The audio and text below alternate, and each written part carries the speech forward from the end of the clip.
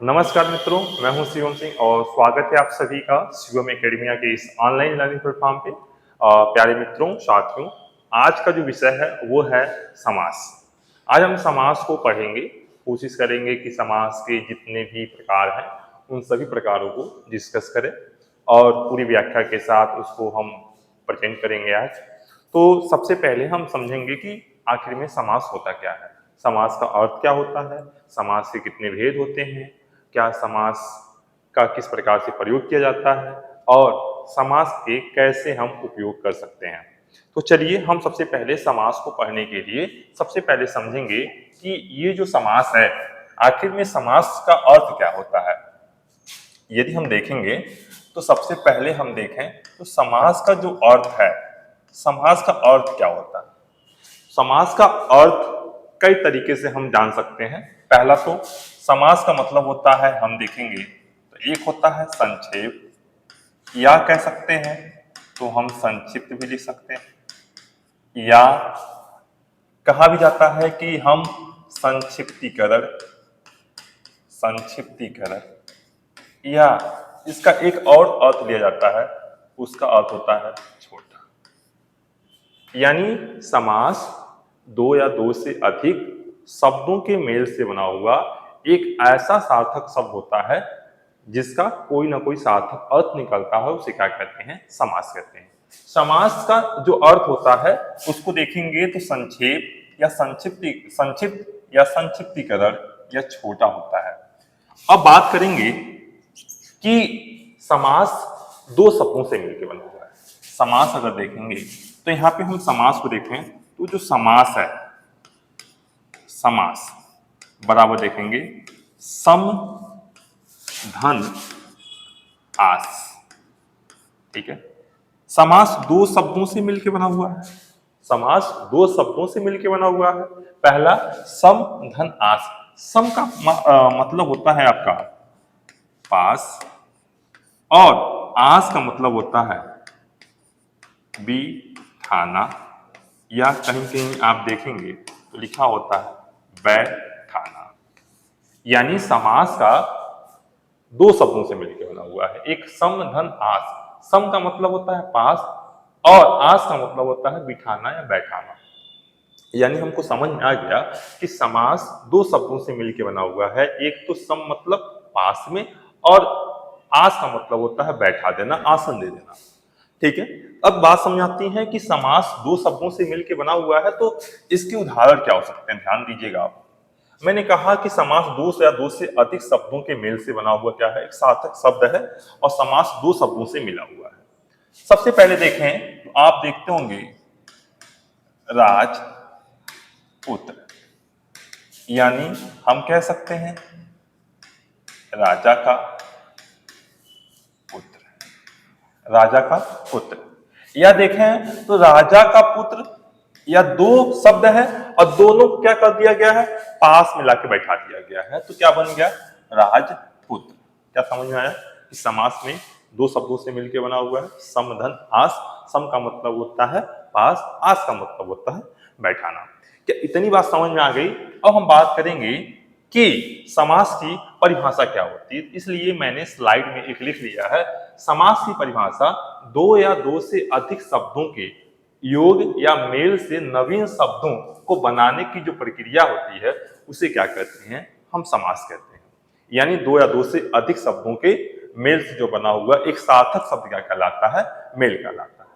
अब बात करते हैं कि समास की जो प्रक्रिया है, ध्यान दीजिएगा, ये जो प्रक्रिया है इसको थोड़ा सा देखेंगे तो हम लिखेंगे कि समास की प्रक्रिया से बना हुआ शब्द ही क्या कहलाता है, समस्त पद कहलाता है,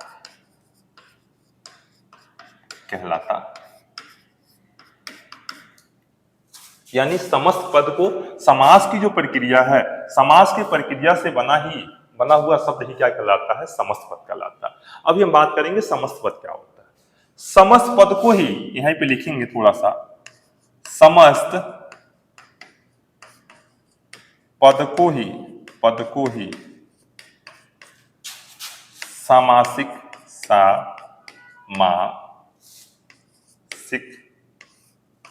पद कहते हैं। यानी समास की प्रक्रिया से बना हुआ शब्द क्या कहलाता है? समस्त पद कहलाता है, और समस्त पद को ही समासिक पद भी कहते हैं। इतनी बात समझ आ गई।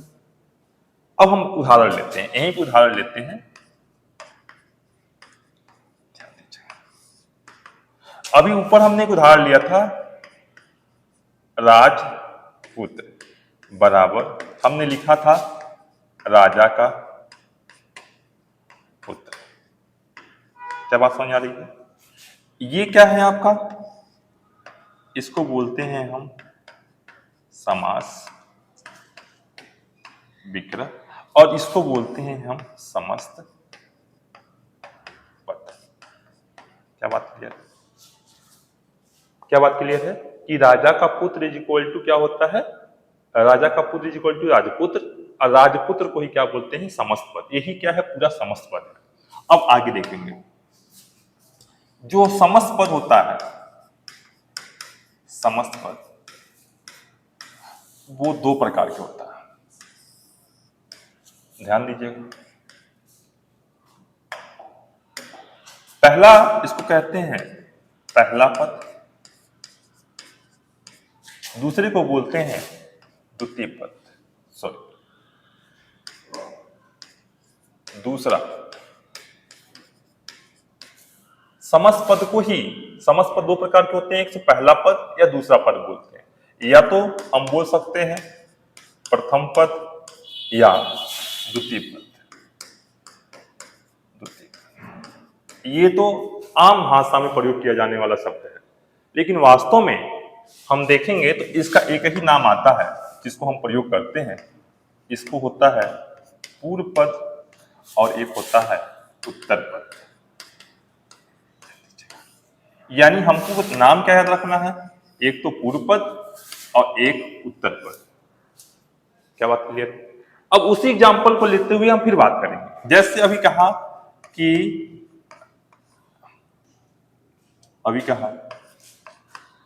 राजपुत्र बराबर राजा का पुत्र। बात क्लियर? अब ध्यान दीजिएगा कि ये जो राजा है इसी को क्या बोलेंगे हम? पूर्व पद बोलेंगे, और जो पुत्र है उसको क्या बोलेंगे हम? उत्तर पद बोलते हैं। और जो राजपुत्र है इसको क्या बोलेंगे हम? समस्त पद बोलते हैं, या इसी को हम क्या बोल सकते हैं? सामासिक पद भी बोलते हैं। क्या हुआ? इतनी बात अगर समझ में आ गई हो तो हम समझ पाएंगे कि समस्त पद दो प्रकार के होते हैं, एक तो पूर्व पद या उत्तर पद। पूर्व पद को ही क्या कहते हैं? पहला पद भी बोलते हैं, प्रथम पद भी बोलते हैं। अब उत्तर पद को क्या बोलते हैं? दूसरा पद भी बोलते हैं और द्वितीय पद बोलते हैं। और हम देखेंगे कि राजा पुत्र, यानी राजा का जो पुत्र है उसे क्या कहते हैं? दो शब्द मिले हैं, एक तो राजा, ये क्या है? पूर्व पद है, और पुत्र क्या है? उत्तर पद है। और जो राजपुत्र है वही क्या कहलाता है? समस्त पद कहलाता है, और समस्त पद या सामासिक पद कहलाता है। इतनी बात अगर क्लियर हो गई हो तो हम आगे चलें। अब हम बात करेंगे कि वास्तव में जो समास है वो कितने प्रकार का होता है, यानी समास के प्रकार। समास के प्रकार, ध्यान दीजिएगा। समास के कितने प्रकार होते हैं तो लिख सकते हैं हिंदी भाषा के अनुसार। हिंदी भाषा के अनुसार, हिंदी भाषा के अनुसार समास के 6 भेद होते हैं। 6 भेद माने जाते हैं। कौन कौन से सर? कौन कौन से भेद माने जाते हैं? तो मैं जिस क्रम में लिख रहा हूं उसी क्रम में पढ़ाऊंगा ताकि आपको समझने में किसी प्रकार का कोई दिक्कत ना हो। तो सबसे पहले हम बात करें तो हम बात करेंगे द्विगु समास के बारे में। दूसरे समास के बारे में बात करें तो दूसरा समास क्या करेंगे हम, कर्मधारय समास के बारे में। कर्मधारय समास।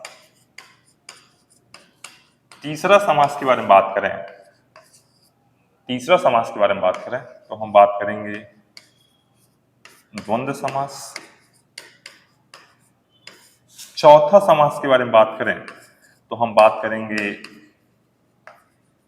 बहुव्रीहि समास के बारे में, बहुव्रीहि समास।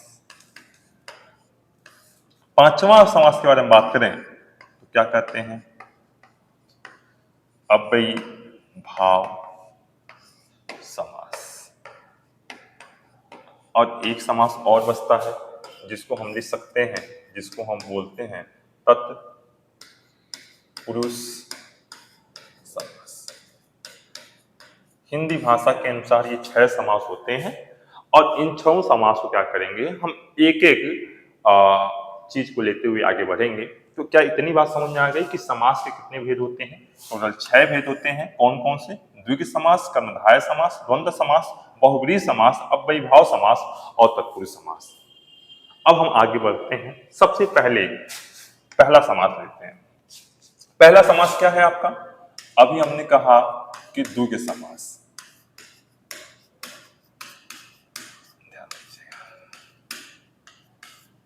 द्विगु समास क्या कहलाता है?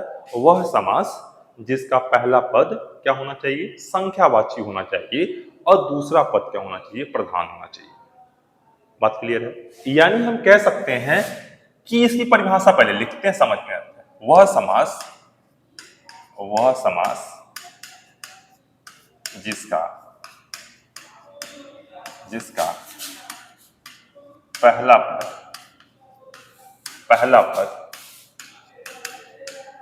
संख्यावाची हो तथा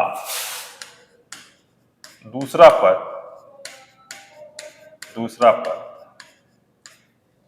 पद प्रधान हो, उसे हम द्विगु समास कहते हैं। ठीक है? यानी वह समास जिसका पहला पद संख्यावाची हो और दूसरा पद क्या हो? आपका प्रधान हो, ऐसे समास को क्या कहते हैं? हमेशा द्विगु समास कहते हैं। एक चीज और कर लीजिएगा, यहीं पे नोट करके लिख लीजिएगा आप। जहां पर भी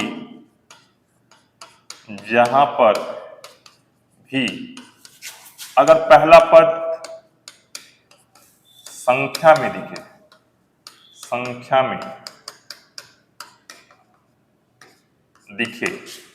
वहां आप समझ लीजिएगा कि क्या कहलाएगा? द्विगु समास कहलाएगा। क्या बात क्लियर है? जैसे कुछ उदाहरण लेते हैं। आप लोगों ने एक नाम सुना होगा, नवरात्र। इज इक्वल टू क्या होता है? 9 रातों का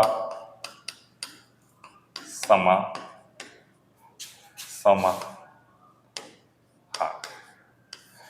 क्या बात समझ आ रही है कि 9 रातों का समाहार? 9 क्या है? एक संख्यावाची है कि नहीं है? अगर संख्यावाची है तो कौन समास होना चाहिए था? यहाँ पे द्विगु समास होना चाहिए। उदाहरण ले सकते हैं। और त्रिकोण, क्या कर सकते हैं? 3 कोणों का समाहार। यानी जहां पे 3 कोण मिलते होंगे वही क्या कहलाता है? होगा आपका त्रिकोण कहलाता होगा। इतने सारे उदाहरण और भी सारे उदाहरण देख सकते हैं हम। देखिए एक एग्जाम्पल दे सकते हैं, दुराहा, 2 राहों का समाहार। ये कौन समास कहलाएगा आपका? आपका ये भी क्या कहलाएगा? आपका द्विगु समास कहलाएगा। कह रहा है 9 रात, अभी बताया।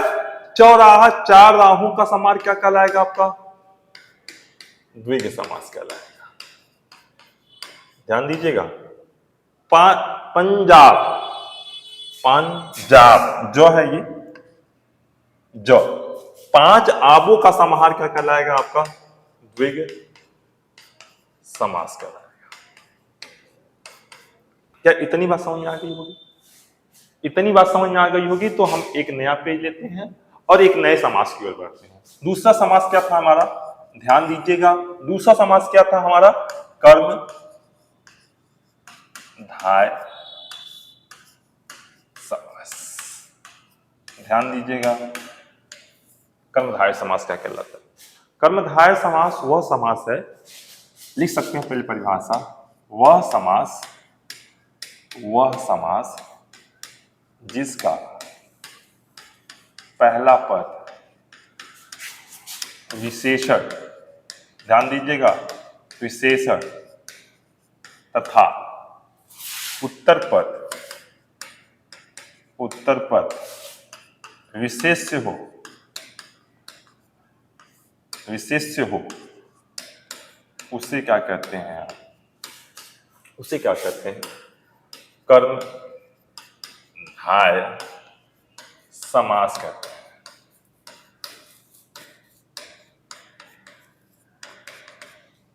ध्यान दीजिए, हमने कहा कि कर्मधारय समास वह समास होता है जिसका पहला पद विशेषण हो तथा उत्तर पद क्या हो? विशेष्य हो। या हम कह सकते हैं यहीं पे पूर्व पद क्या होना चाहिए? हमारा विशेषण होना चाहिए और उत्तर पद क्या होना चाहिए? विशेष होना चाहिए। या हम कह सकते हैं जहां पे उपमेय उपमान भी आए उसको भी क्या कह सकते हैं? हम कर्मधारय समास के अंतर्गत रखते हैं। अब एक बात समझ आ रही है कि सर आपने दो शब्दों का प्रयोग किया, एक तो होता है क्या? विशेषण, और एक आपने सर प्रयोग किया विशेष। सर इसमें क्या अंतर होता है? ध्यान सुन लीजिएगा। विशेषण वह होता है जो संज्ञा और सर्वनाम की क्या बताता है? विशेषता बताता है, तो क्या कहलाता है? विशेषण कहलाता है। जिसकी विशेषता बताई जाए वो क्या कहलाएगा? आपका विशेष कहलाएगा। जैसे मान लीजिए हमने कहा काली मिर्च। मिर्च कैसी है भाई? मिर्च कैसी है? वो काली है। ध्यान दीजिएगा, हमको ये पता चला कि जो मिर्च है विशेषता किसकी बताई जा रही है? मिर्च की। तो मिर्च क्या हो गया आपका? विशेष हो गया। और मिर्च कैसी है? काली है। यही क्या हो गया? इसका विशेषण हो गया। क्या इतनी बात क्लियर है? तो इसके बहुत सारे उदाहरण हो सकते हैं ऐसे समास का। कौन कौन से उदाहरण हो सकते हैं? ध्यान दीजिएगा। नील गाय। नील गाय का मतलब गाय कैसी है? नीली है। बात करें महात्मा, महान है आत्मा, क्या कहलाएगा? ये कर्मधारय समास कहलाएगा। दूर आत्मा, आत्मा कैसा है? दूर है। ठीक है। नील कमल, कमल कैसा है? नीला है। ऐसे समास को क्या कहते हैं? हम कर्मधारय समास कहते हैं। और तो और पुरुषोत्तम, पुरुष धन उत्तम, पुरुषों में सबसे उत्तम कौन है?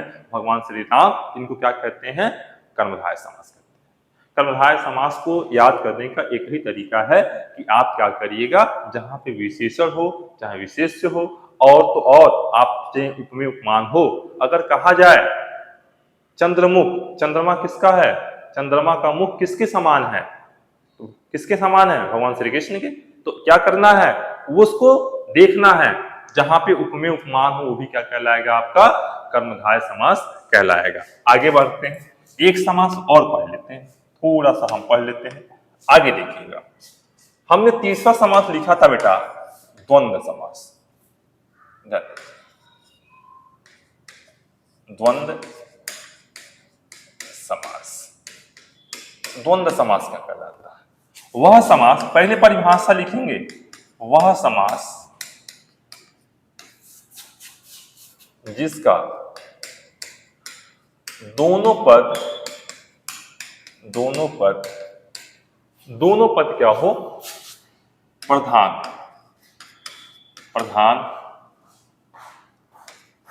हो, दोनों पद प्रधान हो, ऐसे समास को हम क्या लिख सकते हैं? द्वंद्व समास कहते हैं। लिखिएगा यहां पे आमतौर पर इनके बीच में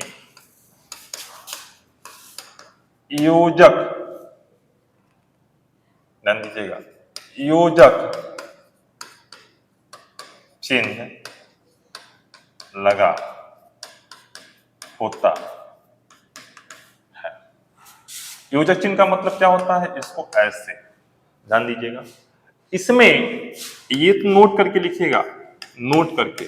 ऐसा कोई जरूरी नहीं है कि हमेशा इनके बीच में योजक चिन्ह लगा हो, लेकिन आमतौर पे 99.9% गारंटी होती है कि इनके बीच में क्या होता है, योजक चिन्ह लगा होता है। तो ऐसे समास को क्या कहते हैं, द्वंद्व समास कहते हैं। दोनों में द्वंद्व है कि कौन प्रधान ज्यादा है। उदाहरण ले सकते हैं। एक बात और यहीं पे नोट करके लिख लीजिएगा, इसमें विलोम शब्द भी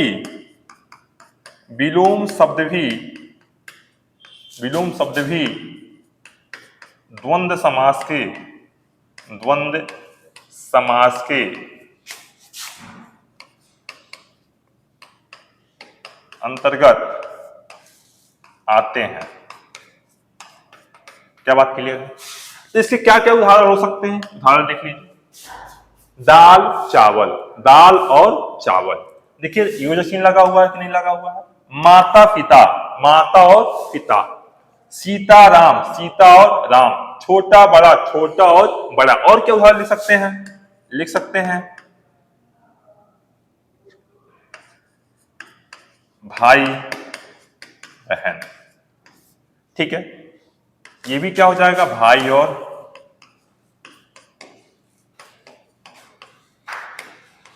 बहन। ये भी कौन समास कहलाएगा, आपका द्वंद्व समास कहलाएगा।